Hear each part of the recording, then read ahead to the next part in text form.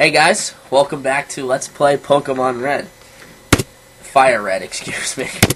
Wish it was Pokemon Red. Now, one thing that they keep in this game that's really cool is whenever you load a saved game, they give you a little recap of what you did. So they'll show me picking up Oak's parcel, then they show me leaving the lab, and I just thought this was really cool. It's just, it's a minor little thing, but at the same time, I just thought it was a really cool addition to the game. And then last, they sort of load you into where your save started. So if you remember from the end of last episode, we had just captured our first Pokemon, our new Pidgey, and we explored Viridian City just a little bit. So now, in this episode, we're going to continue to explore Viridian City and the surrounding areas. And the first thing I'm going to do is I'm going to heal up my Pokemon. At the end of the last episode, I had been forced to knock Pidgey almost completely out in order to capture it, so it's at pretty low health, so I just want to heal him up quickly. The second thing I'm going to do is I'm going to move my Pidgey to the front of my party, and that's because I want to level him up a little bit. And in order to do that, he needs to get battle experience. So, whoa, there we go. I'm sorry I'm not really sure. I think I hit something on my, a keyboard shortcut or something. Anyways, how are you guys doing? I'm pretty good. It snowed, actually. I know that since I live in New England, I should not seem surprised by snow, but considering the fact that it hasn't snowed since Halloween, it's a weird occurrence. But I'm just gonna buy a few things from the shop. I have 4 Pokeballs, I'll buy one more. I just want to sort of supply up a little bit and get some potions and a couple antidotes. Now, about money in this game. Money in the Pokemon games it's kind of weird because in the early game, you're going to be kind of broke. You're going to have a hard time spending money and affording new purchases. But by the end of the game, you are going to have way more money than you could ever spend. And unless you do, there are a few things you can blow your money on that you're not going to need because they're not health items or Pokeballs or anything like that. And I'm actually going to be doing one of those things, which is going to be not for a long while, but I'll sort of show you that when we get there. And so you're going to have a lot of money. Like, when you're coming to fight, like, the final battles, you'll be able to buy more healing items than you could ever need, as long as you've not bought millions of Pokeballs or used a ton of potions. So as long as you conserve your health money reasonably well, you're going to have more than enough money to get through the game. That was just a little tutorial they showed on how to catch a Pokemon, which of course I didn't need because of the fact I've already caught one, so. And they give you the Teachy TV. The Teachy TV, pretty much all the Teachy TV does is give you basic tutorials on how to play the game. And here's the first Pokemon gym that we ever see. However, the Viridian City Pokemon Gym is locked to us. We can't get in right now. And this man tells us that we have no idea who the leader is and that we can't get in because it's always closed. That will be important later, but not for a long while. So we're going to continue our quest onto Route 2. And what we're going to be doing is we're going to be going through Viridian Forest. Viridian Forest is a maze of sorts. It's not really a complicated maze, but at the same time, since I don't remember the solution, because I haven't played this game in a while, I could end up getting lost. So that'll be amusing for you guys to see, I'm sure. And over to the right here, before this random encounter, there's a few items you can find in Viridian Forest. Not many of them are that good, but they're nice to have. Like you can pick up a potion, you can pick up a Pokeball or two. Just nice little things to help save a little bit of money, and so you don't have to buy them yourself. And one thing to note is going through Viridian Forest, there are a lot of Pokemon that use poison. Weedle has Poison Sting as its primary. God damn it! I hit this stupid help menu again. I keep forgetting that the help menu is an automatic function in this game rather than you actually have to pause it. So again, I apologize for once again sort of screwing with the recording a little bit. But as I was saying, there's a lot of Pokemon in this area. There's a lot of Weedles that use Poison Sting as their only attack, and so you are going to end up poisoned. Now, in this game, poison will sap your health even outside of battle. So you're going to want to... You're going to have antidotes, or otherwise you're not going to make it very far before being forced to leave the forest and heal up in a Pokemon Center, because that's the only other way to cure poison. So my advice, as I did, would be to buy 2 or 3 antidotes at the Pokemart. You can actually, I believe you can find one as a fallen item inside the forest itself, but I wouldn't rely on that. So over here is a Pokeball, and Pokeballs represent hidden items in this game. So obviously they're not always Pokeballs, but that's just the sprite for hidden items. In this case, it was a potion. So here we are, random encounter, interrupting what was going. Ooh, I will be capturing this. Pikachu, I don't think I'll be using it for that long, but Pikachu is rare in Viridian Forest. You're not gonna oh, shoot. That was really dumb of me.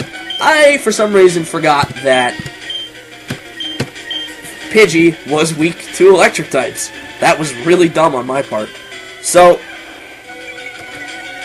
now, since I want to capture this Pokemon, and Pikachu just made my attack fall, I'm going to use an attack move in an attempt to keep my... Oh, no. Ugh. That sucks. Pikachu, to explain what just happened, every Pokemon has an ability, which is sort of something that enhances that Pokemon's fighting. And Pikachu's ability is static, which every time it's hit by a physical attack, it has a chance of paralyzing the Pokemon in question. So, I, of course, got unlucky because I have terrible luck, and Drago got... Oh, come on! I can't attack it because if I attack it again, it's gonna faint. And anyways, Drago got paralyzed by... You've got to be kidding me. Game! Ugh, so frustrating. So, third time. Let's, third time's a charm here, perhaps? Come on, 1, 2, 3. Yes! Alright, Pikachu is caught.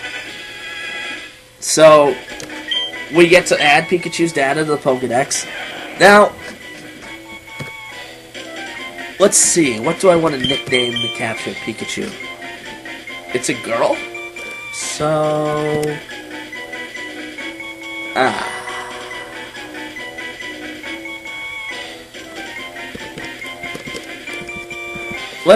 we'll leave that for now. We're not going to be able to change his nickname, her nickname, sorry, for a long while. But, unfortunately... Oh, no. This could be a problem, because I actually was trying to plan on going back to the Poke Center to heal because of the fact that my best Pokemon is crippled now. But since I missed out on that opportunity, I'm going to have to fight through it. And the first thing I'm going to do is... Let's see. He's a pretty... Drago has enough health, so I should be alright to win this battle, as long as I don't get really unlucky.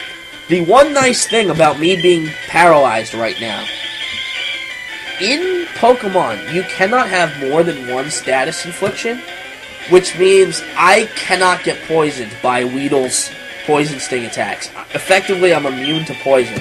However, for some reason, Confusion does not count as a status infliction for that. So, that's where the strategy called Parafusion, where you paralyze and confuse the opponent, which basically means they have only a 25%, well, 25%, 75, they only have about a third of a chance of actually attacking each turn.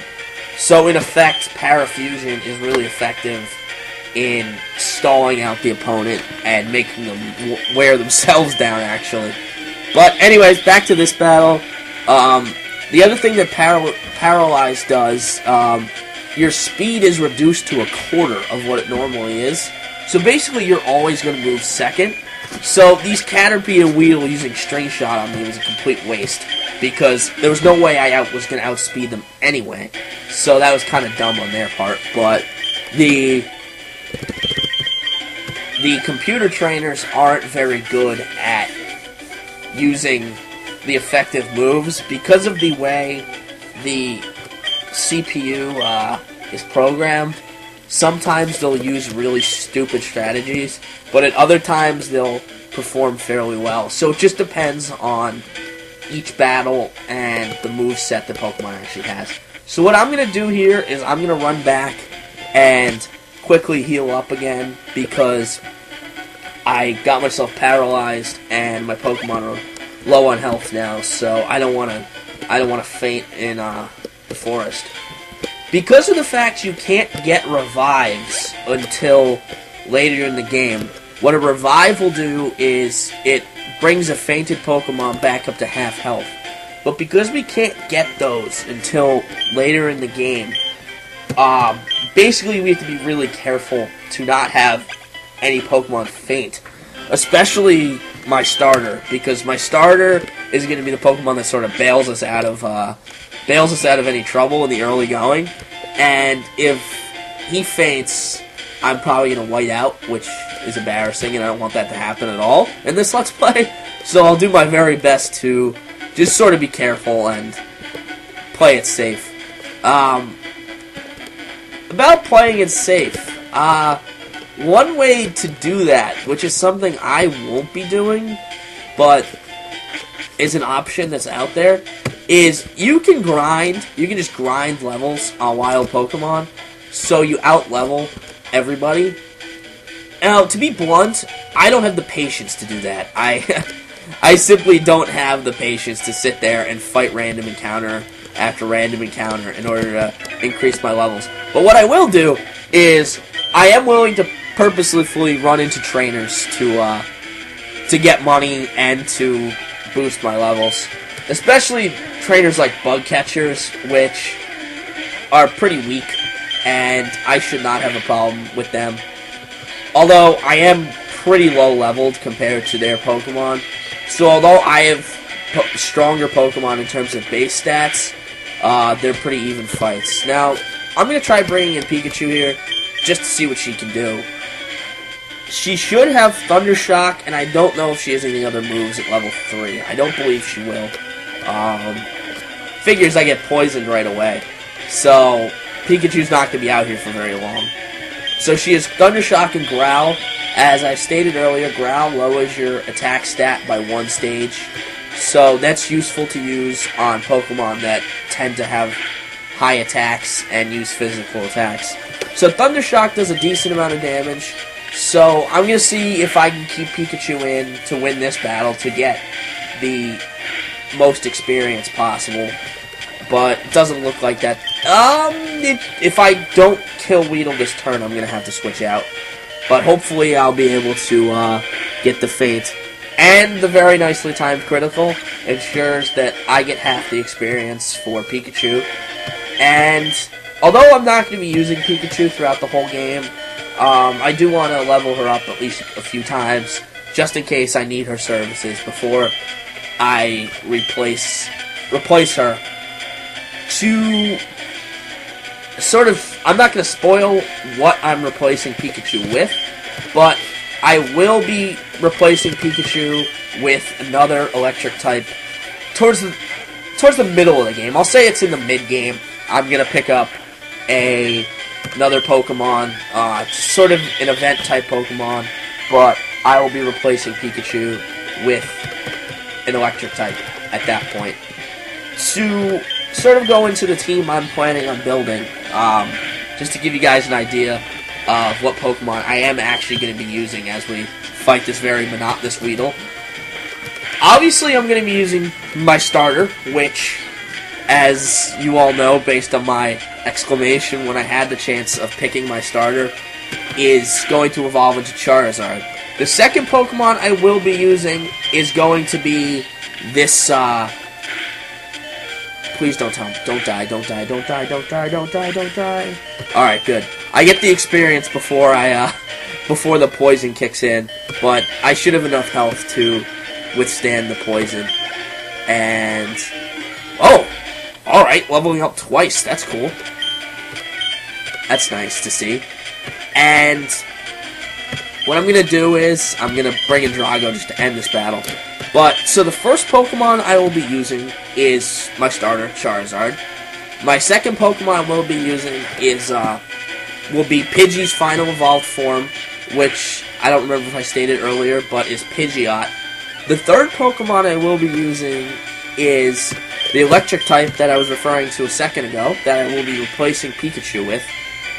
The fourth Pokemon I will be using is, I'm not actually 100% sure, but as I said earlier, with my little rant on how important water types are, that will be a water type.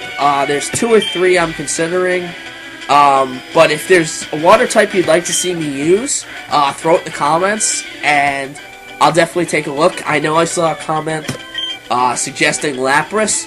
Lapras I don't get till late in the game, but I will pick it up. But I'm not sure if it's going to be a primary member of my team. But the final 2 slots in my team are completely open for suggestions right now. The qualifications. They need to be, obviously, I can't get Pokemon through trade, and I can't evolve them through trade, which unfortunately eliminates 2 of my favorites from this game. I can't get Gengar, I can't get Alakazam, I can't get Golem, I can't get Machamp. So those, unfortunately, are eliminated. And I'm not going to use their middle forms, Machoke, Haunter, Kadabra. I can't believe I almost forgot Kadabra's name for a second, though. And Graveler, just because I don't like, their stats aren't good enough for the endgame in their middle form. So I'm not going to use those. Actually, that reminds me.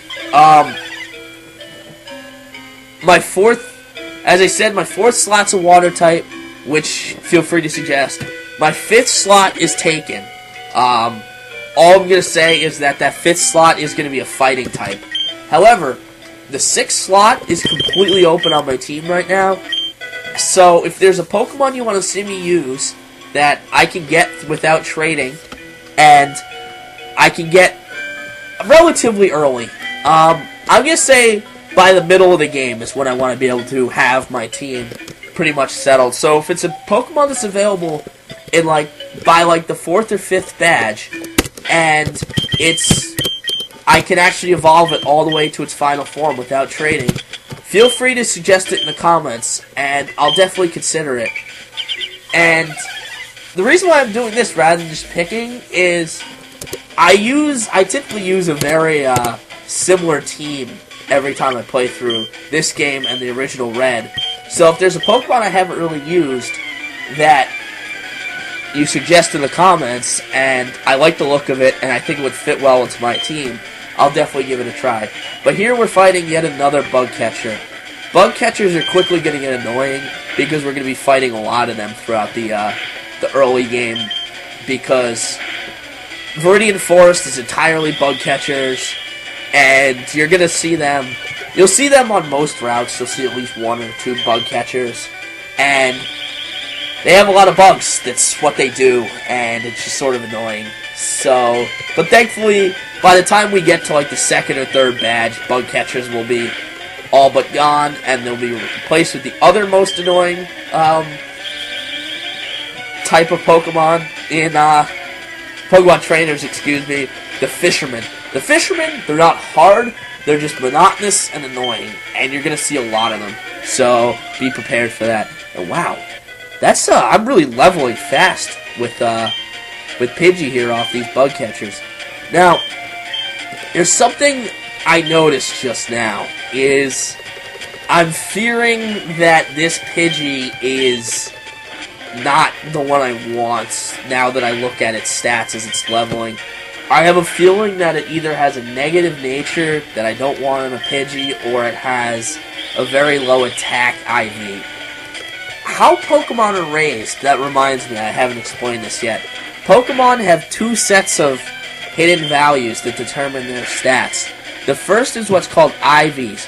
IVs are what Pokemon are born with, or when you catch them when they appear in the wild, they're randomly generated. These are values that cannot be changed, no matter what you do, because they're initial values, and they're stuck like that. These go from 1 to 32, and each point of an IV represents, I think it's either half a point or a full point in your final stats. I'm sure someone's going to correct me and be like, it's worth this. I just forget off the top of my head. The other thing that Pokemon can get are what called EVs. EVs are effort values. Effort values, you get a certain amount of effort values for each Pokemon you defeat. In whether it's a wild Pokemon, a trainer Pokemon. So, by doing that, you gradually gain EVs.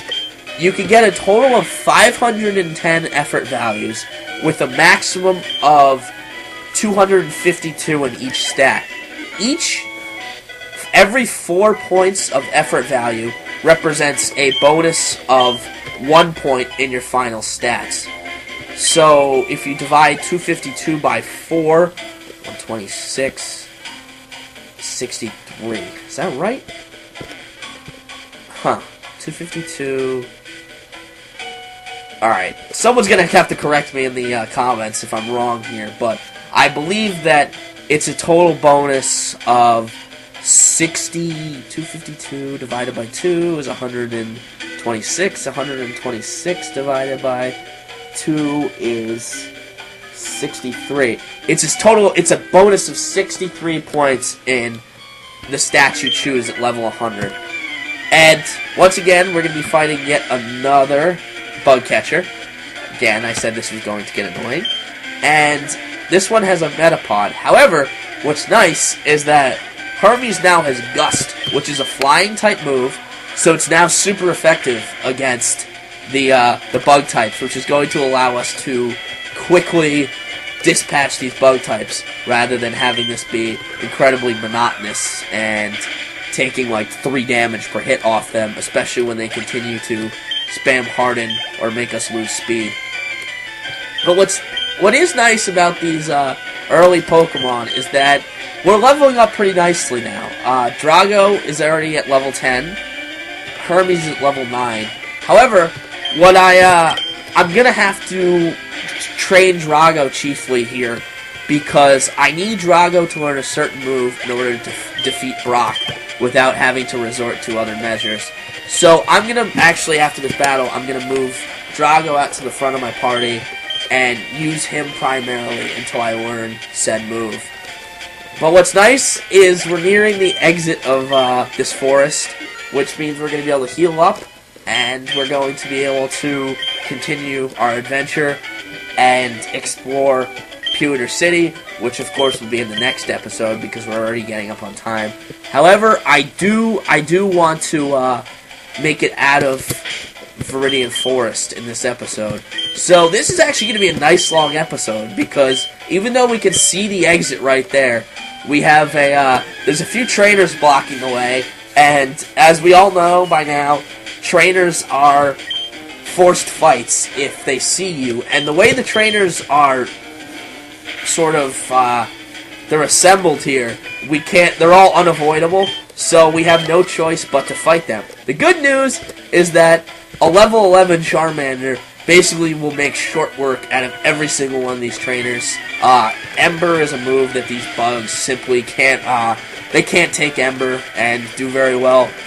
Even like a level 9 Weedle, 11-10 Weedle is going to take at most 2 hits to go down. I think they all might actually go down in 1 shot. If I critical them, they're definitely going down in 1 shot. But these battles will go very quickly, and we're gonna just make like $100 off each. So, yes, I know it's not dollars, it's Poké Dollars. I know.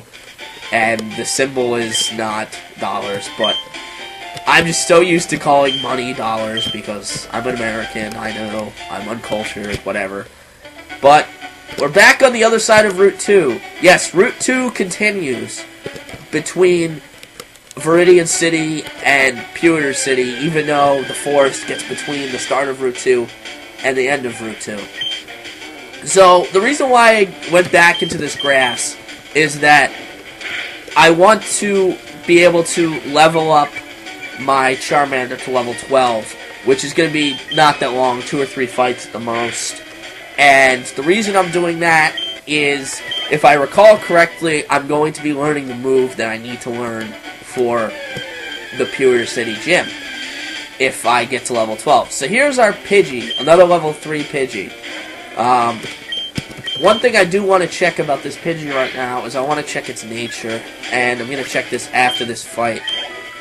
As I explained in the previous episode, the nature of a Pokemon determines what stat will be boosted and what stat will be weakened. And yes, I have just confirmed that my Pidgey is gimped. It has an attack.